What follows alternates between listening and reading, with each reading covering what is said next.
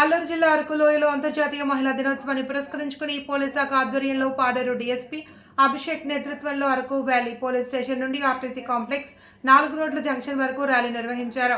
ఈ సందర్భంగా ఆయన మాట్లాడుతూ మహిళలు అన్ని రంగాల్లో ముందున్నారు అని, మహిళలు చదువుకుంటే వారికే కాదు వారి పిల్లల కుటుంబానికి భావితరానికి ఆదర్శంగా ఉంటారని, ఇళ్లలు చదువు ఇంటికి వెలుగు అని అన్నారు. ఈ కార్యక్రమంలో ఎస్ఐ గోపాలరావు మరియు పోలీస్ సిబ్బంది, స్థానిక కళాశాల విద్యార్థులు పాల్గొన్నారు. సో మార్చి 8న అంతర్జాతీయ మహిళా దినోత్సవం సందర్భంగా పోలీస్ శాఖ వారు రకరకాల ప్రోగ్రామ్స్ అనేవి ప్లాన్ చేయడం జరిగింది. అందులో ఫస్ట్ ప్రోగ్రామ్గా మనం ఈ ర్యాలీని జరుపుకుంటున్నాం.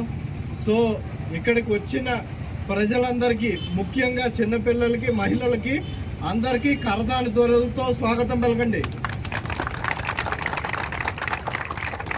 సో అందరూ చక్కగా ర్యాలీలో పాల్గొన్నారు. సో మహిళల యొక్క ఇంపార్టెన్స్ అనేది మనం తెలుపుతూ, వాళ్ళు చదువుకుంటే స్త్రీ శక్తి భారత భవిష్యత్తు అనే స్లోగన్ను, ఇల్లాలి చదువు అనేది ఇంటికి వెలుగు అనే స్లోగన్తో మనం ఈ ర్యాలీ చేయడం జరిగింది.